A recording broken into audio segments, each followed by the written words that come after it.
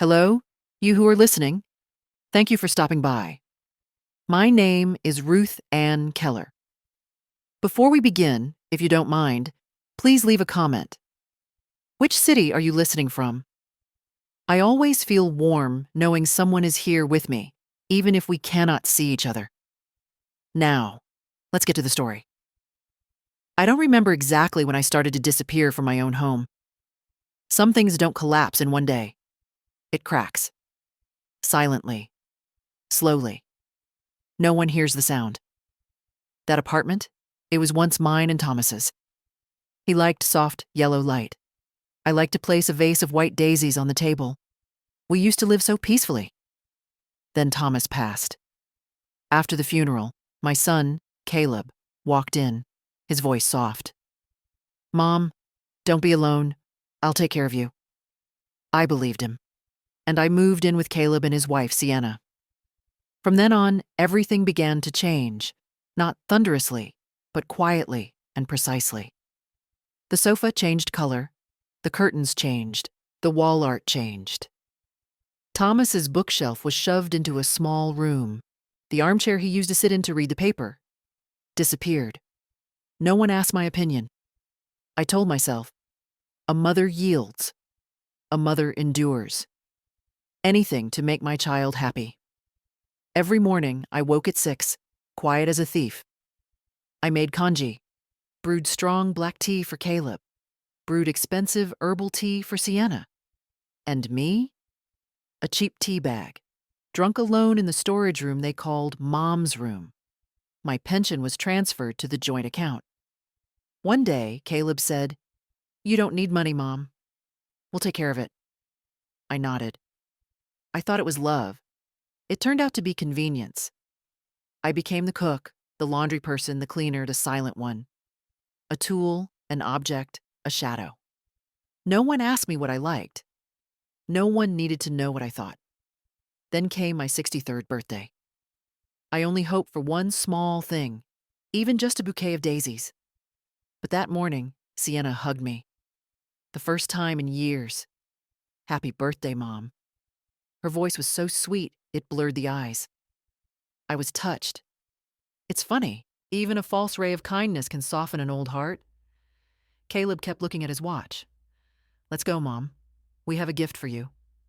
I wore my oldest, intact plaid dress. I looked at myself in the mirror, a long, tired woman, but that day, there was hope. We got in the car. Sienna didn't come. She smiled and said, "I'll stay home and prepare. You two go ahead."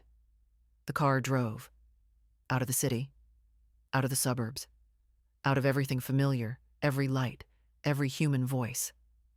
I was beginning to understand, but I still wanted to be wrong, just a little longer. Until the car turned onto a cracked dirt road, until I saw it. A hut. Black walls. Boarded up windows. A rotten fence. Weeds as high as my waist. Caleb opened the trunk. Took out my old cloth bag. Set it on the ground. Gently. Coldly. "This is your place, Mom. Good air. You can rest here. We need our space, too. Sienna is pregnant." Those last 3 words were like a velvet-handled knife. It stabs. But you must remain silent. For how can you argue with the woman who is about to make you a grandmother? I looked at the child who used to run to me with open arms. That child no longer existed. I didn't cry. I had no tears left. The engine started. Dust flew. The car grew smaller. Then it disappeared. I stood there, alone, a cloth bag, a rotten house, an empty sky. And that moment happened.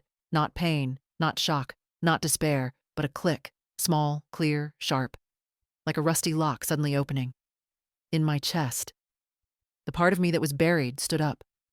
Not the enduring mother, not the bowing shadow, not the convenient object, but me, Ruth Ann Keller. I spoke very slowly, very clearly, without trembling. Enough. That wasn't the end. That was the opening line. I stood there for a long time, not to arrange my things, not to calm down, but to recognize myself. No more kind mother. No more person scrambling to cook and clean to be recognized. No more shadow. Just me and a decision. I needed to make contact. I opened the cloth bag. The old flip phone was at the bottom, the one Sienna used to mock. Only grandmas use phones like this. I turned it on. The battery was nearly full. I always charged it on time. The habit of a person responsible for everything, except herself. No signal. All right. I looked around. The town was in a valley. To hear the world, you have to go high. I started to climb, not rushing, not shaking, just steady. Weeds whipped at my legs. Thorns scratched my skin. The wind blew against me, but I only looked forward. Halfway, my hands hurt from gripping tree trunks. Didn't think. Kept going. Reached the top of the hill, an old, bent pine tree, rooted like someone who clings to life. I looked at the screen. 2 bars of signal. Enough. I opened my contacts. The first number, Mr. Harris, the bank branch manager. The man who knew me from when Thomas and I opened our first account. I pressed call, a long ring. The wind blew, the smell of dry leaves.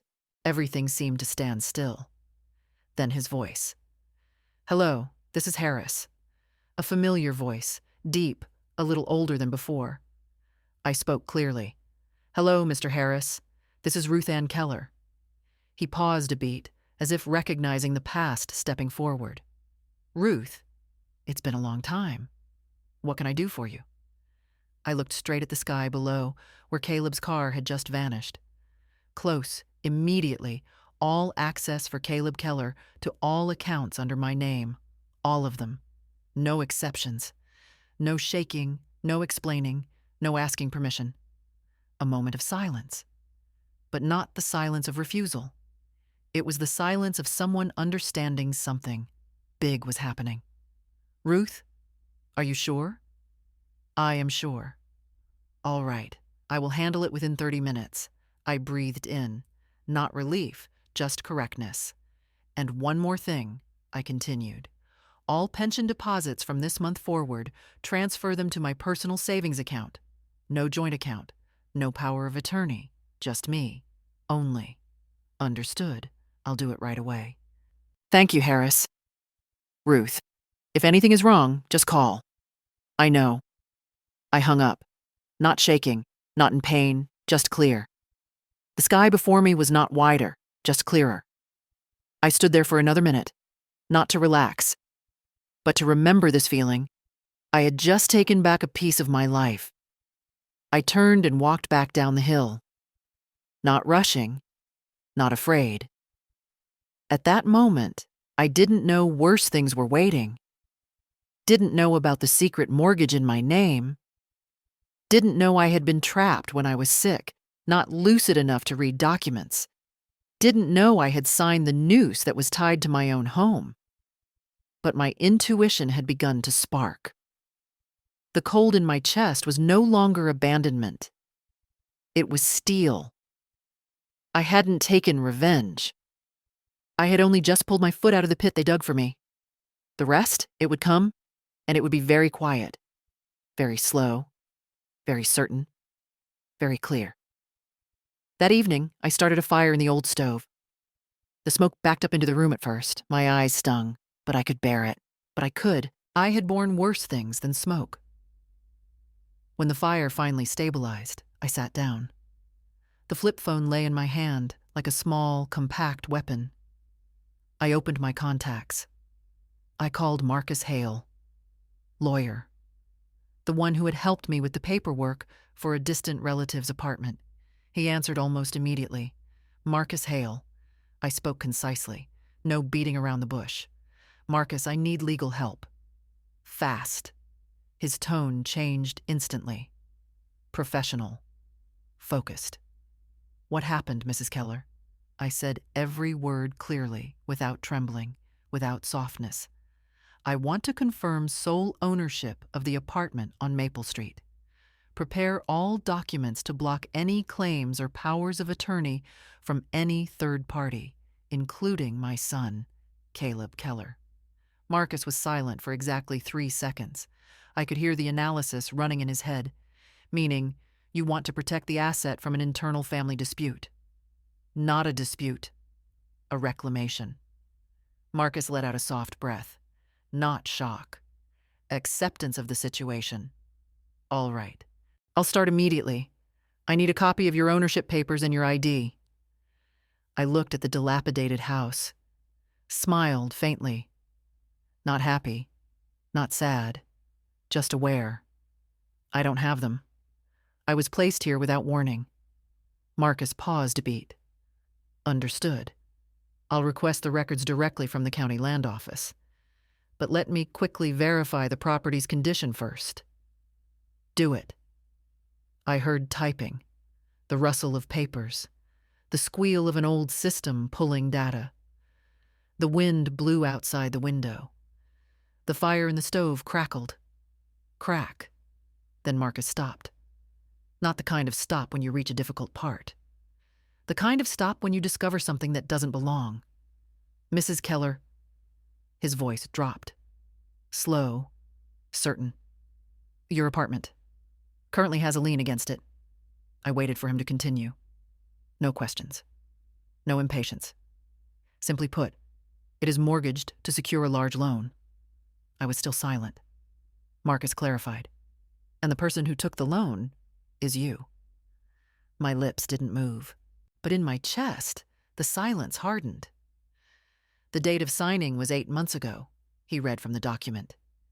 You were being treated for pneumonia at that time, weren't you? I remembered. High fever, drifting in and out, seeing shadows bringing medicine, warm towels, papers.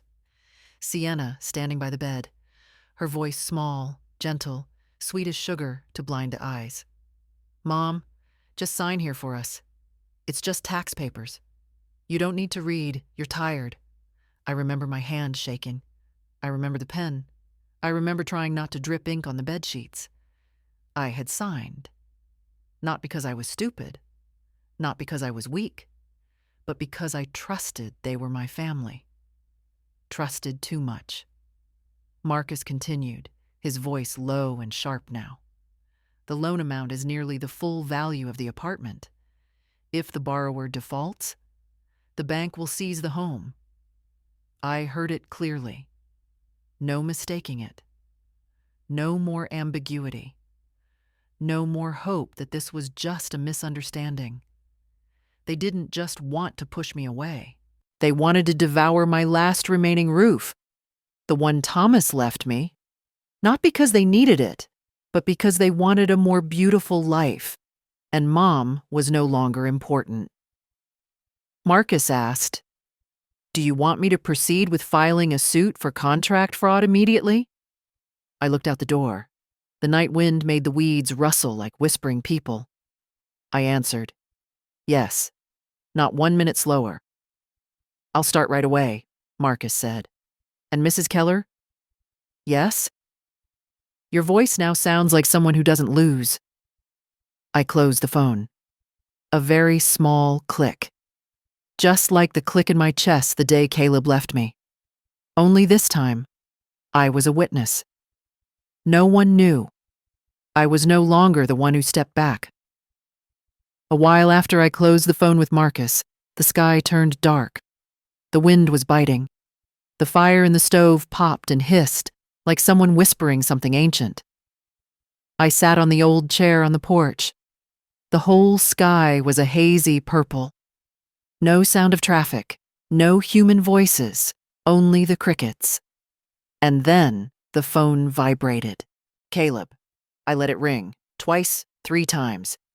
It became impatient before I did. I answered. "Mom, you finally answered."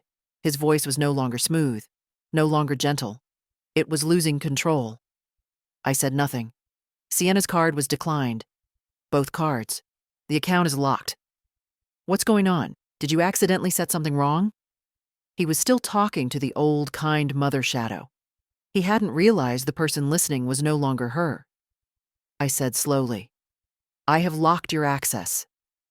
A beat of silence. Not listening. Silence. Stunned silence. What? Are you kidding? You can't. We use that account together.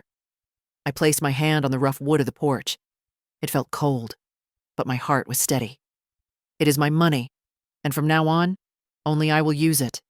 Caleb swallowed dryly, not from sadness, from panic. Mom, you're going too far. Sienna is crying. She's pregnant. What you're doing is cruel. I closed my eyes for a second, not to control my emotions, but to listen and see if I had any left. I didn't. You brought me here, I said. You left me here. You chose a life without me. I am just agreeing with that choice. On the other end, the air changed. No more pleading. It was pedal to the metal attack.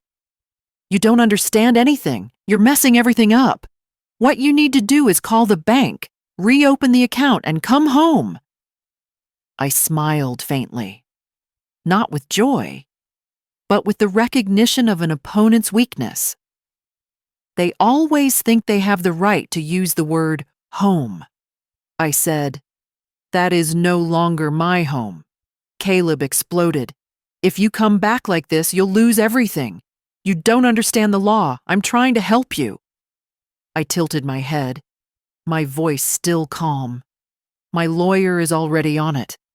That sentence landed like a hammer on a nail, not harsh, not emphasized, but it hit the mark.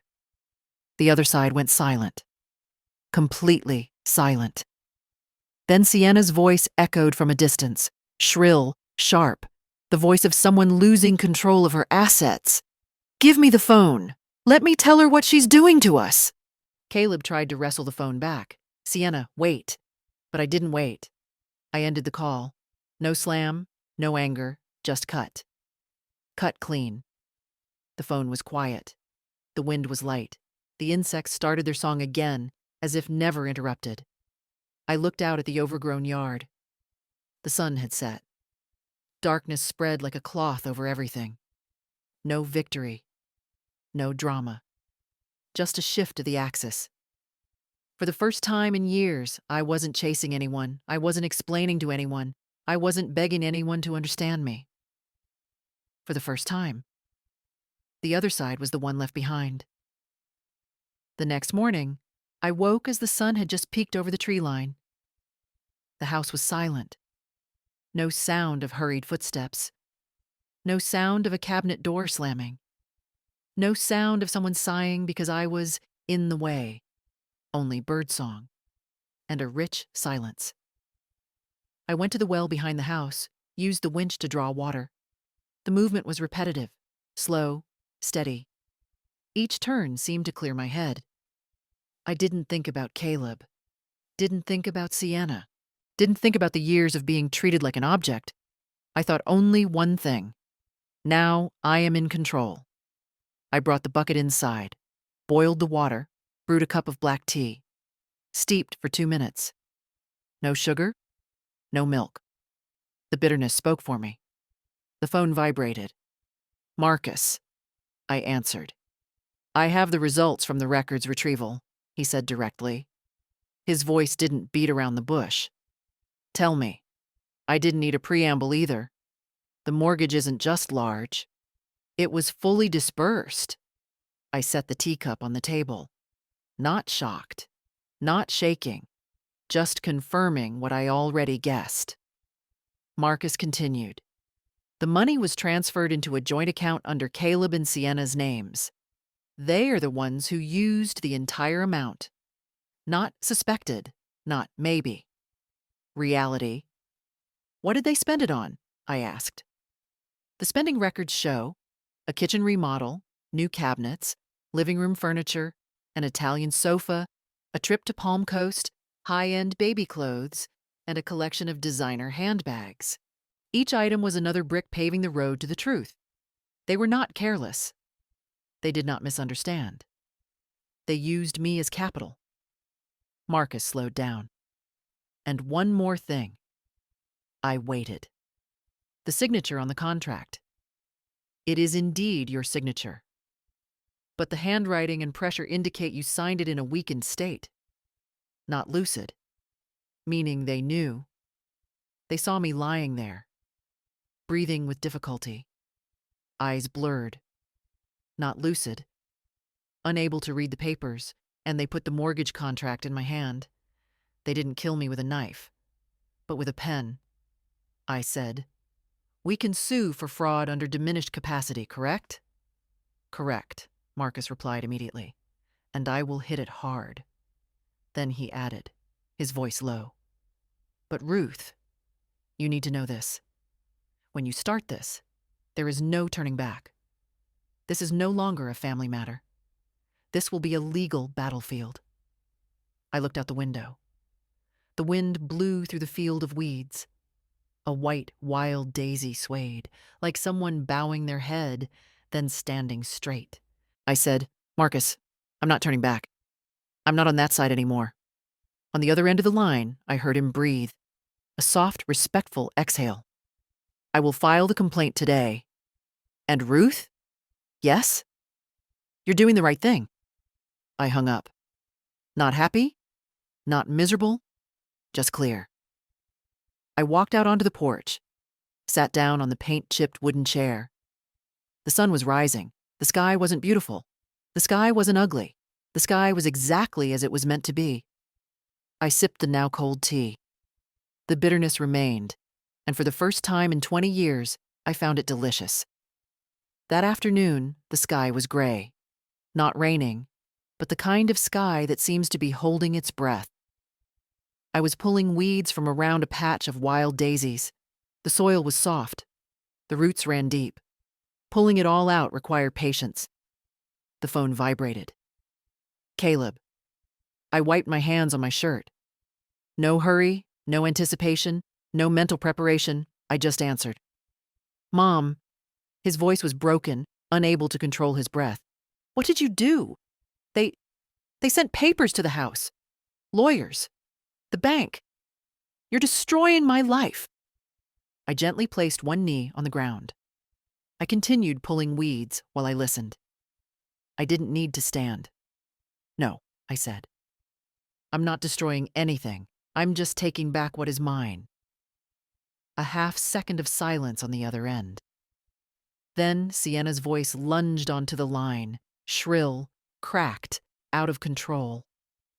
"I'm pregnant, Ruth. You want this child to be homeless. Are you going to let your grandchild live on the street?" I closed my eyes for a short beat. Breathe in. Breathe out. A perfectly still moment, I said slowly. That child deserves parents who know how to pay the price for their own actions. No raising my voice. No emphasis. But the sentence landed like a stone down a well. Caleb hurried to cut in, his voice trembling. "Mom, please don't do this. You just need to call the lawyer and tell him to cancel the file. Everything will go back to normal." I stopped weeding. I set the pile of roots aside. I stood up, locked my eyes on the space in front of me, not to see, but to stand straight. "What normal, Caleb?" I asked. My voice was very soft, but cold. Very cold. Normal where I live in a storage room? Normal where my pension goes into someone else's wallet? Normal where I sign papers in a fever with no explanation? Normal where you drive me to this place and abandon me? I heard a sharp intake of breath. Not from a child, but from a man who had just seen the truth of himself. Caleb spoke softly, almost breaking. "Mom, I was wrong. I know. But you're a mother. You have to forgive." I closed my eyes. Forgiveness. The word the abuser always pulls out as a last lifeline. I spoke slowly, not angry, not striking, just putting the truth in its place. Forgiveness doesn't mean returning to endure more. I am still a mother. But I am no longer a victim. Silence. A kind of silence that knows it has just lost. Sienna still wouldn't give up. "So you're going to stay there forever? In that dumpster?" I looked at the old wooden house behind me. The afternoon sun hit the scratched, warm, real, unfiltered wood. I replied, "This is not a dumpster. This is where I start over." Caleb breathed heavily, desperate. "Mom, I don't know what to do." I delivered the final word. "You take care of your business. I'll take care of mine. Goodbye." I ended the call, very lightly. My hand didn't shake. The phone was silent. The wind blew through the grass. I bent down, pulled one more weed. Slow, steady. The root was deep, but eventually it came up. I was watering the wild daisies when I heard the sound of engines. Not one, many. The sound of tires crunching on the dry dirt road. This sound didn't belong here. It was loud. It clashed with the breathing silence. 3 cars parked in my yard. Doors opened. People stepped out. Relatives. Faces that only appeared at weddings, funerals, and times when it was necessary to side with the powerful. Leading them were Caleb and Sienna. Caleb looked haggard, eyes sunken, clothes wrinkled, as if he'd long since stopped caring about appearances. Sienna was different. She had prepared. Hair in a bun, a modest dress, hands cradling her belly, the image of the good wife, suffering for her family. In their midst, I stood with an old watering can. I did not move, did not hide, did not prepare an excuse. I waited for them to speak first, and they did. Caleb took one step forward, his voice choked, but it was a performance. "Everyone, you see, this is where my mother is living. Mom, is not well. She's isolating herself. She's imagining things. She believes we're trying to take her house." A few relatives shook their heads pityingly. Others looked at me like I was a walking medical file. Then Sienna stepped forward. Her voice was soft, clear, trembling in just the right places. "We just want to take care of her, but she pushes us away. She says we're thieves, that we're liars. I'm pregnant. I don't know what to do anymore." She wiped her eyes. There were no tears. They weren't needed. The audience only needed to see the gesture. One of Thomas's relatives, Aunt Marilyn, looked at me. "Ruth, dear, why don't we get you checked out, just to be safe?" Nothing more needed to be said. I understood the context. I understood the goal. I understood they had prepared a story to have me declared incompetent. A familiar tactic. An old script. But I was silent. I didn't argue. I didn't try to defend my dignity. Dignity is not something that needs to be explained, and at that exact moment, the wooden gate creaked open. A deep, curt voice, unhurried. "Excuse me, is there a problem here?" Curtis Baker. My neighbor. The man this whole town respected like an old pillar of the earth. He walked over, no pressure, no posturing, just stood next to me. His presence alone was enough to tip the scales. Sienna smiled, trying to be familiar. "Sir, we're her family. She's not well." Curtis looked at her, not harshly, not scrutinizing, just looking, as one looks at a coat of paint that isn't real. Then he spoke, very calmly, his voice not rising at all. "I saw this son drive his mother here, set her down, and leave. No one spoke. No one laughed. No one reacted immediately." He continued, "I saw her start the fire, clean the house, take care of everything herself, not panicked, not frantic. Her mind is very sound." Sienna opened her mouth, but Curtis continued, as light as laying a sharp knife on wood. "A person who is lost cannot rebuild a roof. A person with a disorder doesn't know how to protect their legal papers. A person who is not lucid doesn't call a lawyer at the right time." He turned to Caleb. "No anger, no recrimination, just the truth. Any child has the right to become an adult. But no one has the right to become greedy. No one could answer that. No need to shout. No need to hit. No need to prove. The truth stood on its own. Caleb looked down. Sienna gripped her husband's sleeve. Aunt Marilyn avoided my gaze. The group of relatives began to retreat. No one apologized. No one explained. But I didn't need them to. I just needed the sky to be its true color. Curtis turned to me. If you need anything, you call me. I nodded. No thanks. No emotion. Between people with self-respect, few words are needed. The wind blew, the wild daisies were still white. Quiet. I heard nothing from Caleb or Sienna for several days after that. No calls. No texts. No voicemails pretending to be soft. Not hostile silence, but the silence of someone sinking. I continued to pull weeds, water the garden, hang my blankets in the sun, patch the cracks in the wall with white lime. The house became more and in tune with me, little by little. Rustic. Simple. Not luxurious, but real. That afternoon, I climbed the Signal Hill, as usual. I opened my phone. There were 3 messages from Marcus. The bank has officially launched an internal investigation. The mortgage contract has been temporarily suspended. Caleb and Sienna's associated accounts remain frozen for another 60 days. I read each line very slowly. No joy, no gloating, just a nod. Because the truth doesn't need fireworks, it just needs to stand tall. I texted back one word. Continue. Then I turned off the screen. The next day, Curtis came by. He set 2 bundles of dry firewood by the doorstep. He didn't say much. He didn't look for any signs of tragedy on my face. Only respect. It'll get cold tonight. Start the fire early, he said. I nodded. We sat on the porch for a while. No need for philosophical conversation. A comfortable silence, a silence that didn't hurt.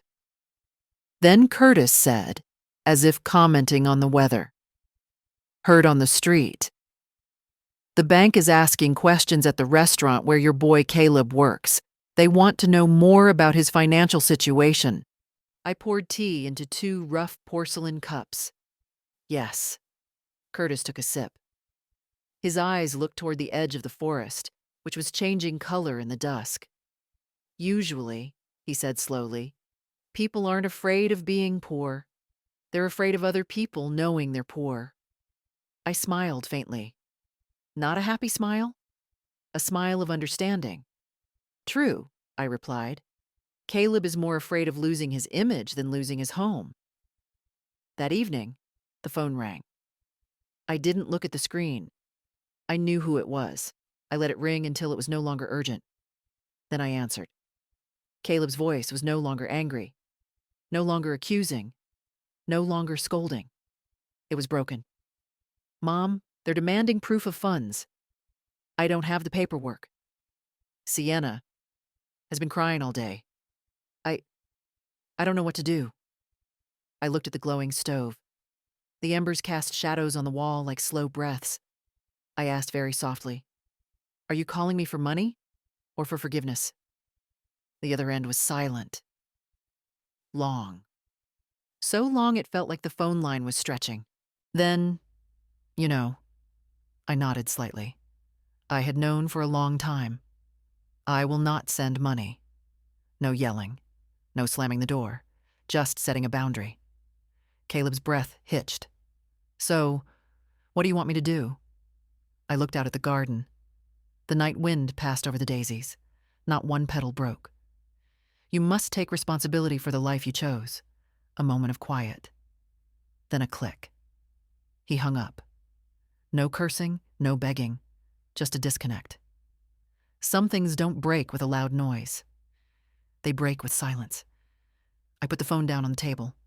I poured more tea. I sat. And for the first time in many, many years, I could clearly hear my own heart beating. Not for anyone. Not to please anyone. Not to endure anyone. But because I was alive. Autumn landed in this town very gently.